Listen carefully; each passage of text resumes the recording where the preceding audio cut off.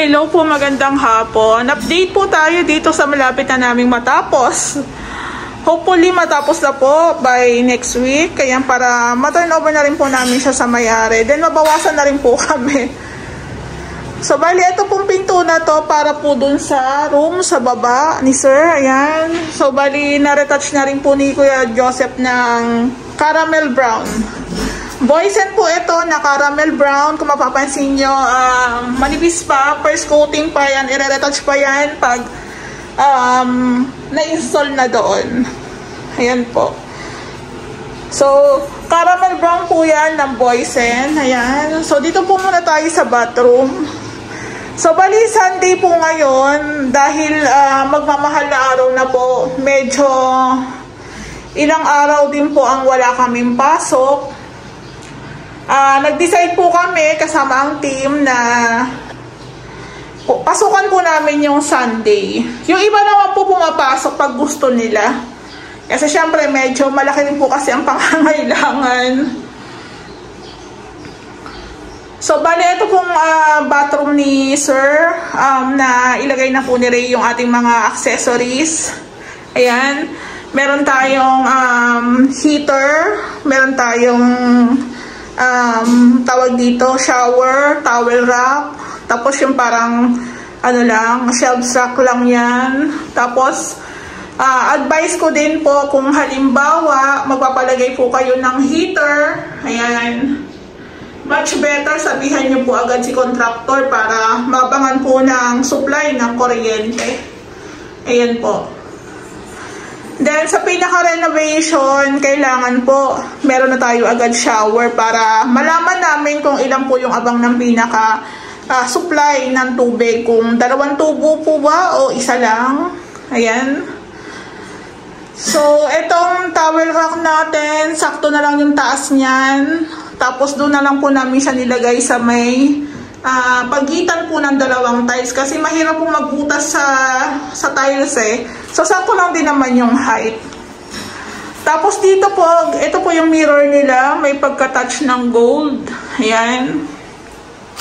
Tapos, pinatneran po nila ng faucet na golden. Saktong-sakto din yung ating lavatory.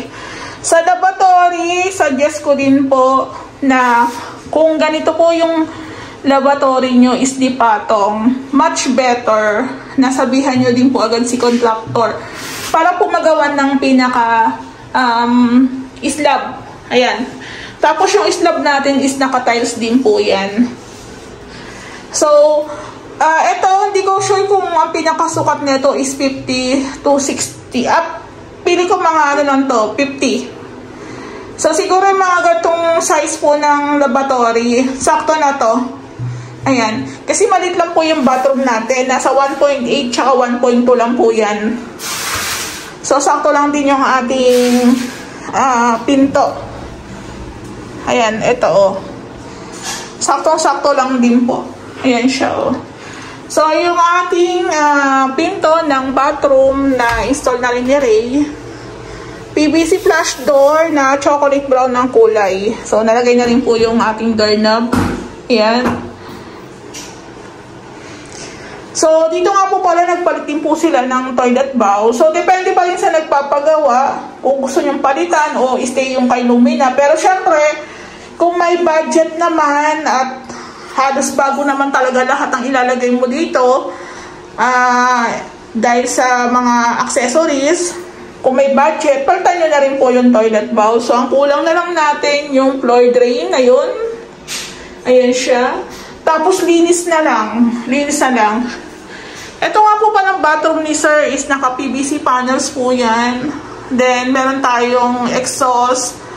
Tapos, meron tayong center light. Pwede na po isang ilaw lang. Pwede rin po may pin lights. Depende pa rin po sa nagpapagawa kung ano yung pinaka-preferred nila. Ayan po. So, linis na lang.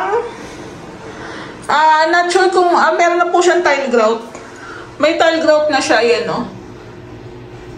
So, linis na lang po ang kailangan dito. Meron na rin siyang switch. Ayan po. Tapos ito, pintura na lang siguro.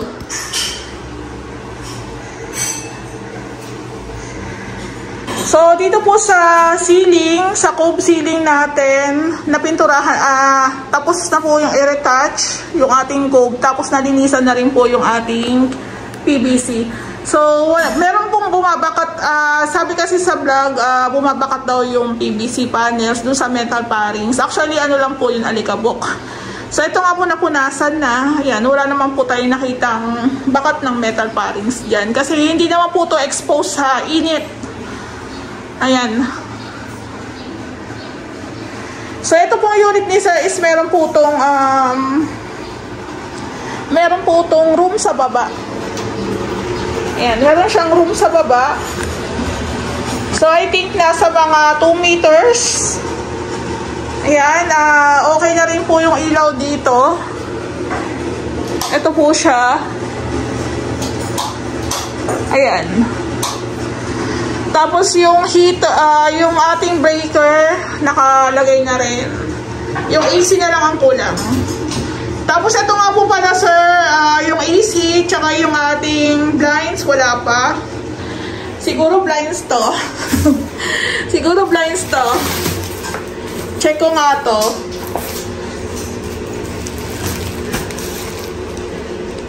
Ano ba to? Hindi ko mabasa.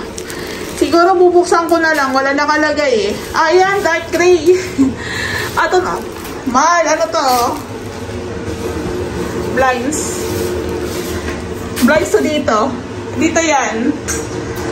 So, ipapa-install ko na rin yan kay Ray para kompleto na tayo sa blind. So, yung mga accessories nila dito, pakonti yan ng pakonti. Tapos, ito nga pong dual sink, dual tap nila sir is na install na ni Ray. I-insert ko na lang po sa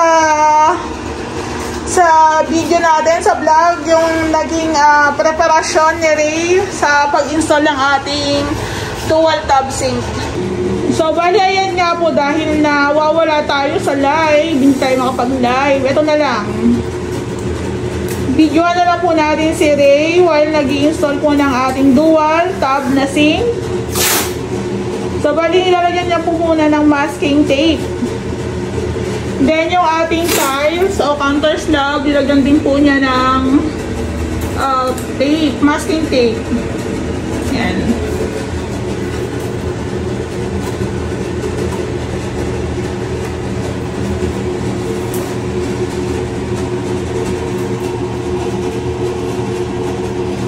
So, bali, kailangan po natin ng silicone na black.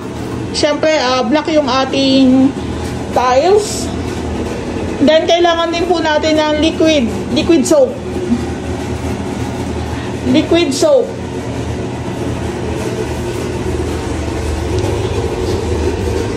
Ayan o.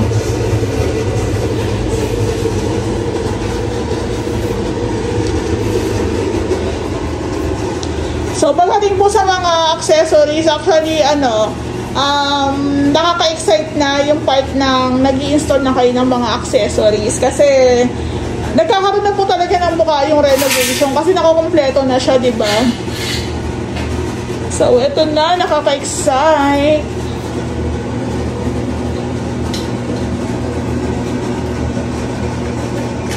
So, kailangan meron pa din pala tayong, gun, silicone gun. Tawag dyan.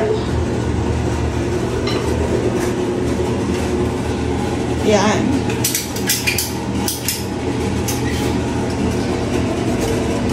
So, ayan.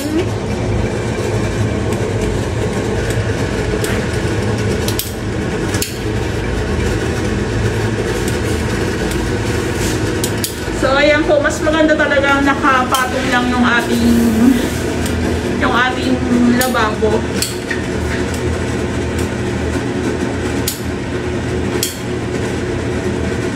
So, syempre, maganda tong ating silicone sealant na ginamit kasi Sista to eh.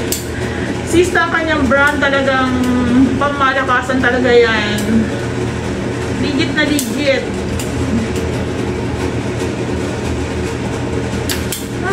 Yung dami, tumadamihan. Ako, tinunong mo pa pala dyan muna dyan.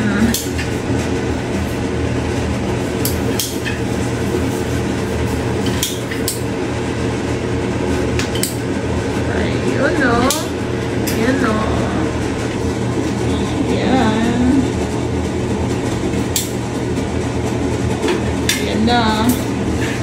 Oh, baliktad. Yan.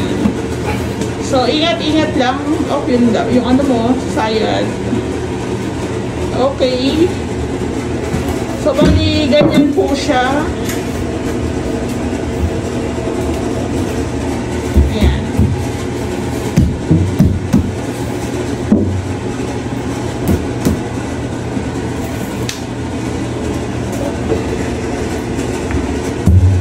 So, yung water natin, hindi na siya sisiksik doon gawa na meron tayong sealant. Kung andito man yung water natin, pwede na po natin siyang punasan. At least aware tayo na may water, diba? Pag sumiksik po kasi sa ilalim yon, yung pala yung purpose noon kasi dodoblehan pa po siya ng silicone. Ayan o. Ayan. Yun.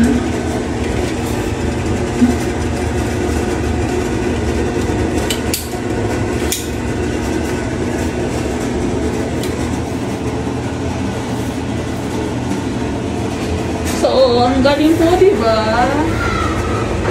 Ayan o.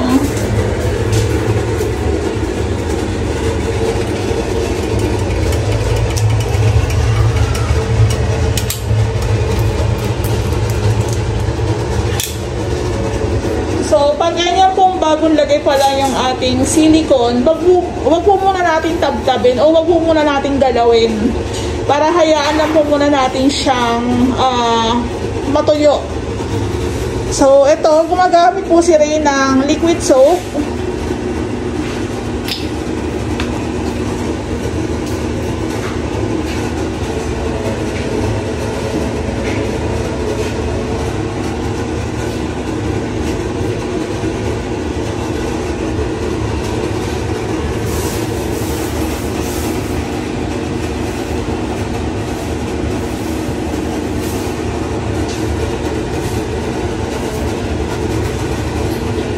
Yan.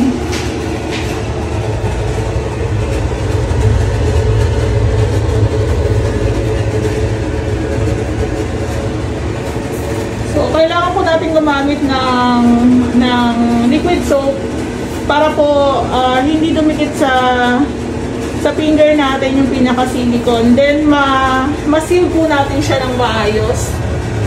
Ayan.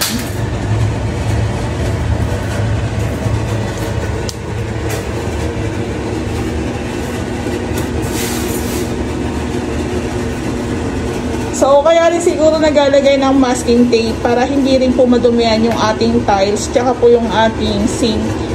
So, ayan na. I-remove na. Ayan po siya. Oops. Oops. O, diba? Malinis siya.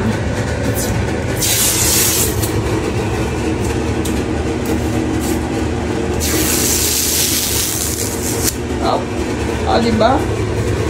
So, parang wala pong nangyari, diba? Ay, nagaling.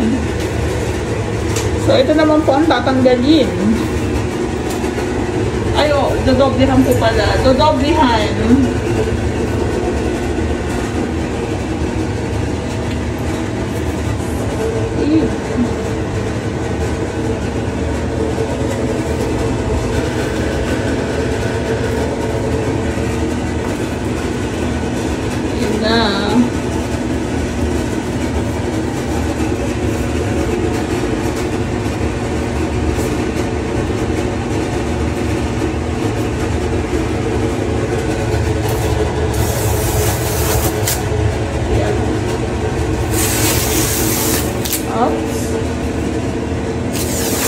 O, diba? Smooth na smooth.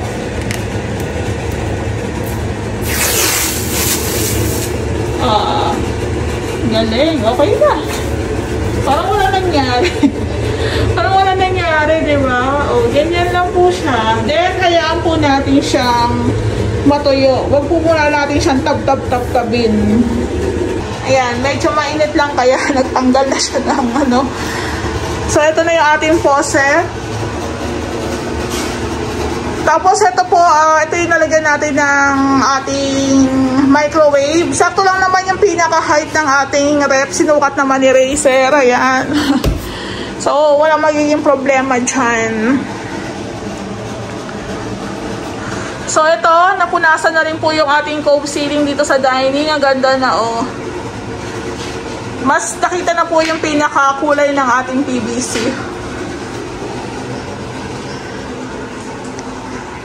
So, meron pa kami mga kalat-kalat dito kasi nga po syempre yung mga plastic, yung mga box ng ating mga accessories. Ayan, pinagsama-sama na namin. Dito nga po pala sa labas. Ito po, last time, wala pa po itong pintura. Napinturahan na rin po siya ng black.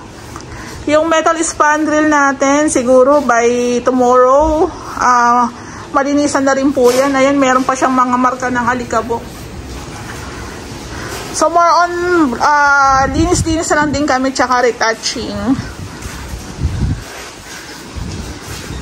Tapos, ito pong ating drainage, pinipinturahan na rin ng final. Doon po yan ilalagay sa may ating gate. Ito po is meron na yung epoxy primer. May primer na po yan. So, bali, ayan. Pinturahan na natin, pwede na. Then, pag natuyo, pwede na rin po natin isalpak doon. Yung pag-grout po dito sa unit ni Sir, tapos na. Pero, dito po sa mga poste, ang hindi pa. Ayan, pansin ko po ito. So, ito pong front extension, nag-second coating na po kami ng pintura ni Lumina. Nagdagdag po kami ng pintura, gawa ng naubos na po yung pintura namin last time. So, nakadalawang galon na po kami dito. Tapos, ito sir, itong pinagbutasan po para sa AC, ayan, napinturahan na din po siya. Naretouch na naman po siya ng isang manuhan na naman. Ayan, okay na, nahilamusan na ulit. Tapos dito po may gagawin si Ray para ma-hide po yung ating utility box siya mga wirings dyan. Tapos linis, ayan, linisan natin to. Tapos ito nga po pala yung tubo, yung PVC na blue. Ayan, pininturahan na rin po ni Kuya Joseph ng pintura ni Lumina para sabay na lang po sa kulay. Ayan, na-retouch na, malinis na. Yung mga bintana na lang po, lininisan niya ng thinner. Yung mga sumobra na pintura. Ayan, lininisan na lang po yan. So, na-retouch na. Yung kabilang face, hindi pa kasi sobrang init. Maya-maya, siguro, konti. Ayan. Tapos yung mga moldura ni Sir, eto po. Yung mga moldura po is na-retouch na rin po siya ng white. Ayan.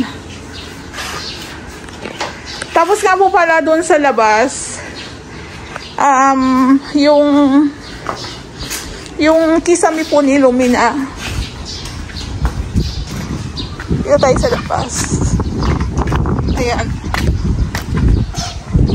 Ito po yung view natin dito sa may labas. Yung ang tawag dito, kisame po ni Lumina, yung pin lights po, na-install na rin ni Ray. Kumbaga na naman po yan. Tapos siguro papalinisan ko na lang po yung nakikita ko doon dumi. Kasi yun concern din yun ni Mame.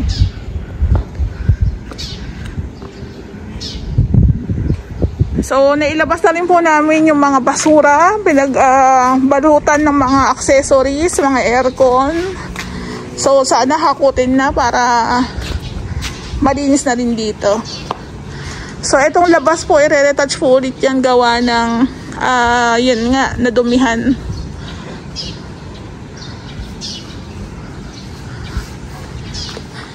So, bali, nag-add din po pala kami ng pintura na black. Ayan, halos kompleto na. Linis-linis lang kami dito. Meron pa sila sir dito na mga scrap na mga marine wood. Tapos meron pang liston.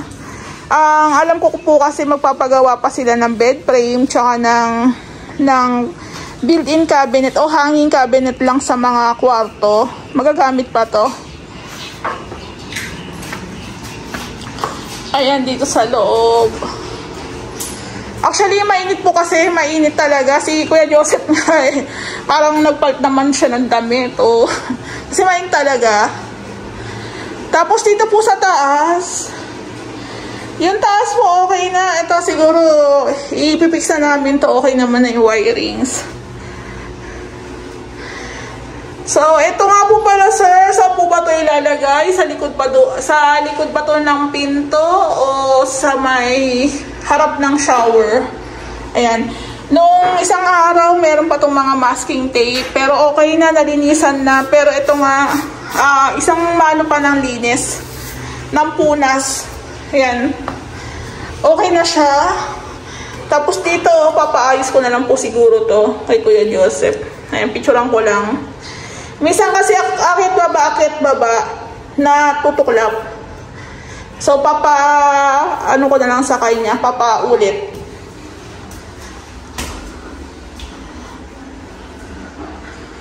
So, dito po sa taas, 2 kwarto, okay na.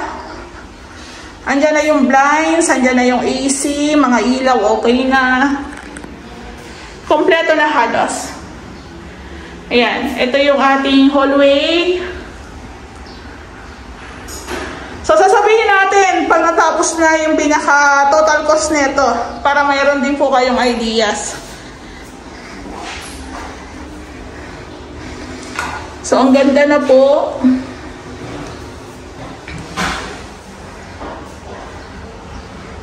Ito nga po pala second floor is naka-PVC panel kami dito.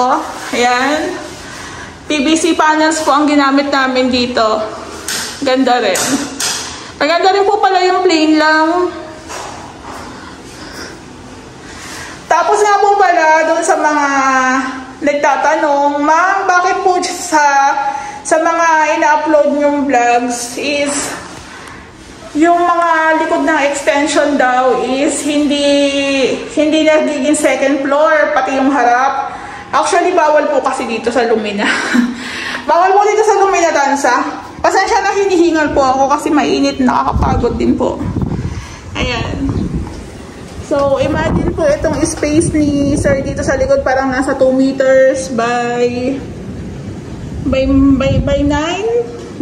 meters o 10. Kaso bawal po siyang i-extend ng pataas yung pinaka-extension natin. Pansinin nyo doon. Ayan o. Wala po kayong makikita dyan na nag-second floor ng kanilang extension. Bawal po kasi. Ayan, bawal. So, bali itong extension ni Sir is meron na rin po itong Flexiband tsaka Sista waterproofing. Ayusin na lang po namin yung mga tubo nila dito. Lalagyan ng maayos na elbow. Itataasan ng konti. Ayan. So, siguro po pagdating ng araw, pwede na, pag pinayagan na po tayong mag-extend ng pataas, siguro doon lang. Pero sa ngayon, stay put muna tayo. Ayan po, bawal po oh. So, sayang nga, gusto ni Sir isang pagawaan na lang sana, isang gawaan na lang, kaso wala eh. Bawal pa.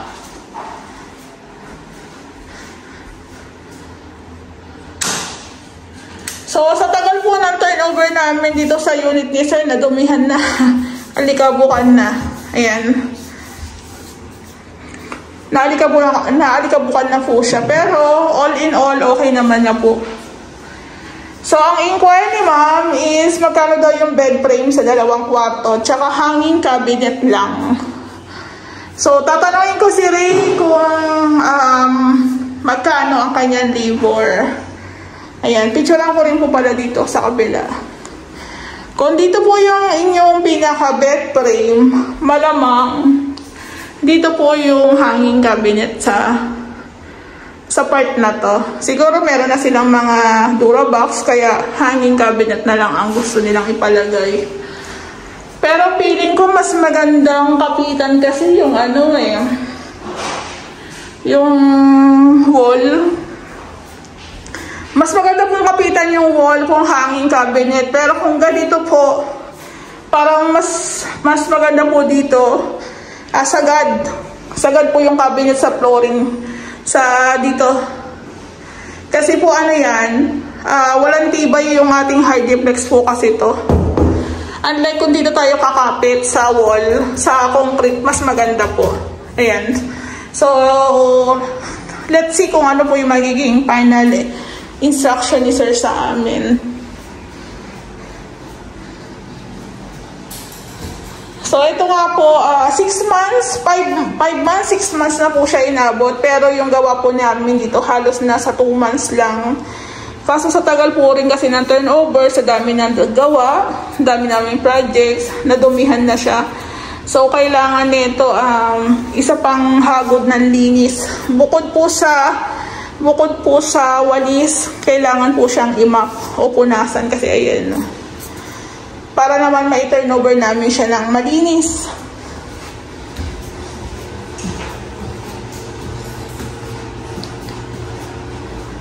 So, may mga lilinisin tayo dito. Siguro mga 1 to 2 days, kaya na po yan linisin. Tapos, kaya na rin po siguro matapos yung mga pag-i-install ng mga accessories.